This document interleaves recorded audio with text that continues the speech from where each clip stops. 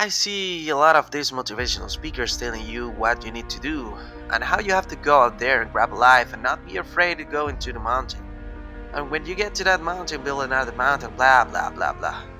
You've got all the answers. You're born with common sense. You may not believe it, but you have the answers. They're embedded there, you know them. Just like all of a sudden, what? They gave them wisdom and not to you? Come on, we all have it. I believe a lot of it's in our DNA. We're programmed to survive, not just exist to survive. Prosper, go forward, blah blah blah. You get it? So, what I'm saying to you is this. A lot of these guys, women, have good ideas. They're very motivational, but motivate yourself because you have the instincts, you have the knowledge. The lesson lies in learning not by teaching, you will be taught. It's all there anyway. You just need to be sought out. The answers you seek, you're going to find them looking outside. Everything you need to know, everything you need to succeed is already inside of you. You have to stop for a moment and look into yourself. Take some time for yourself, get away from all distractions, and then think. Think about your situation, about where you are and where you want to be. If you're not where you want to be, then you need to think about exactly where you want to be and then make a plan to get there. Don't stop yourself because you believe it's too difficult. It is difficult, yes. It's incredibly difficult, but not impossible. Achieving your dreams is not at all impossible. You have to try. If you don't even try, then what's the point of having dreams in the first place? What's the point of having goals if you don't want to actually reach them? There's no need for any special training. There's no secret knowledge necessary to achieve success. You already have what's necessary for that. Take those thoughts, they're embedded in your brain that you already know the difference between right and wrong and how to succeed. How do you succeed? Perseverance. Just keep trying. Keep trying. It's not that hard, not that complicated. I notice every year people make resolutions and maybe 5% stick to it. Because somehow, along the way, we sort of lose track of ambition and that thought, and we say, I don't know if I can handle this, and I guess the word is we quit. I have certainly many times, but sometimes the word quitting gets a bad rap. And by that, I mean, if you're on the wrong path, you're on the wrong trail, you're going after something and it's just not working, period. It's just not flowing naturally and you have been at it for a while. I quit. Good. I did. And it opened up 1,000 new doors for me, so sometimes quitting is necessary to find your proper place in the world. By quitting, you aren't forcing yourself to stop, but you're making yourself take a different route. Life doesn't consist of a straight line. Life is very complicated. Way made out of all different paths that you can take. You just have to decide on a path and then stick to it. Reserve. But if you think that that road's not for you, you can always take a different one. There are no roads of no return. You can always take a step back and look into another direction. By that I mean, in the early 70s, I went to New York with great ambition. I didn't know a person, like 8, 9 million people and me, not one person. And I went there to be an actor. And let me just tell you, that was a bomb out of a man that I created. He was not pretty. So I rather than completely go back and maybe drive forward somewhere, I went and say, okay, I really do love the film business. I love stories. I love telling stories. I'm not that good at it, at least I have never proven myself, and I started to write. I was going to movie theaters with really cheesy tape recording. I recorded the dialogue. I think the first one I did was Easy Rider. And then I thought, try to write different dialogue, kind of a contest. Not that I succeeded, but it's the effort that counts. But slowly but surely, I thought, wow, each screenplay is getting better. The first 5, you wouldn't like your birthday with it, no. You wouldn't train your puppy on it, but on the fifth and the sixth one, I went like, ah, not that bad. And if I had never done that, I wouldn't be talking to you today because I had to go out and ride my way to my future, and no one was giving it to me. I wasn't one of those lucky guys that, oh, you're at the right place at the right time. You're just exactly what we're looking for, when just the opposite was true.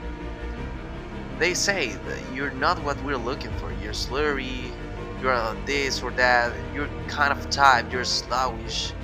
Whatever the term they use, some of it was pretty damn brutal. Today I look back on it with humor, but at the time it hurt because words hurt. Words are verbal bullets and they can shred you. But I just turned a deaf ear to it because I had no other recourse. I was going to be something in this business. Not an actor, not a director, but a writer, which is the longest shot ever. So in conclusion, sometimes quitting is great. Quitting causes you to go in a different direction that you normally wouldn't have gone. And quitting causes you to go in a different direction that you normally wouldn't have gone. And where you thought, I could never succeed in this. And lo and behold, the door opens and all of a sudden, destiny pulls you through. It happened to me. The fact that it happened to me is definitely the proof that it can happen to everybody if you are true to yourself. The key is to persevere once you have decided on a path you know you want to take, that you feel you must follow. Perseverance will allow you to go farther, but to really persevere, you have to believe in what you're doing. You have to feel the passion for what you're trying to achieve. It's pretty hard to persevere when you're doing something that you don't love, that you don't see any point in doing. If you feel like that, then the best thing you can do is quit. Quit and go for something that you truly do love, that truly feel you can give it all you achieve.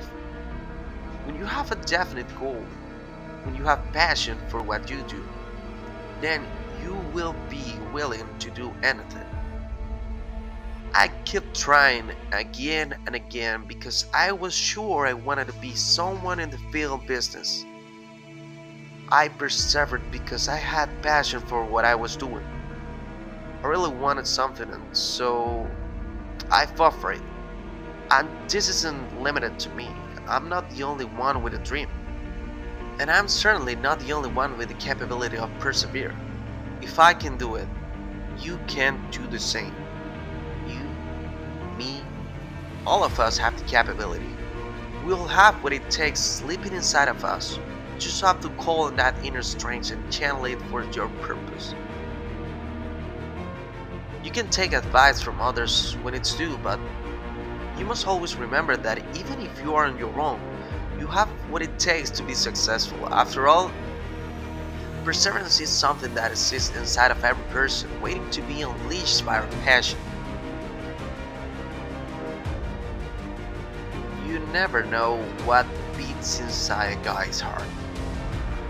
The exterior belies the interior. So I could go on and on about this. But it happened, folks. It happened to me. It's happened to thousands of people before me. Everyone is a freaking underdog. Even the guys that are billionaires, they started out as underdogs. No one gave it to them.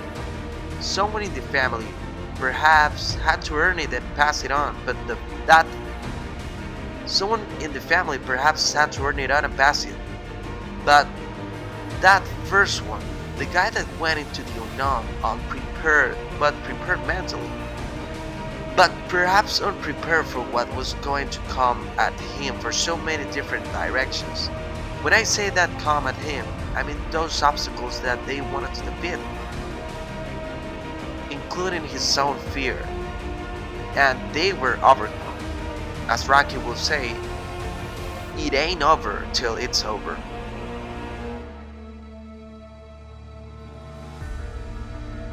I was thinking the other day that even though we are on dry land, in reality, life is almost like living on water, which is a very strong force.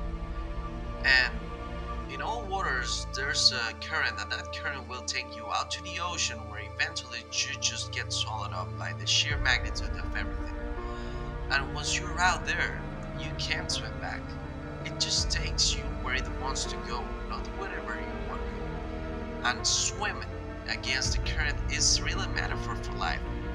You just have to struggle, and it's a struggle to achieve one's goals, which is really very difficult. It's hard. People tend to diminish the struggle. That is just getting by in life. Quite often, it's just easy to go with the current. To feel as though you did your best in the game of life, you've got to swim against the current, and boy, it's fatiguing. When you get to the other side, when you can't climb out of that water and you're at the place you want to go to be, but when you get to the other side, when you can climb out of that water and you are at the place you want to be, in the unexplored area, kind of like reminds me of the extraordinary optimism of explorers. Imagine 1,000 years ago, setting sail from complete unknown. You have no idea. At one time, they thought the earth was flat, and if you went over the side, you just died. But you still went. Sea monsters or this, that, I mean, all kinds of danger. You're going into an absolute abyss. Yet, what keeps you going is you know there's something better out there. If you're willing to face the danger, do you know?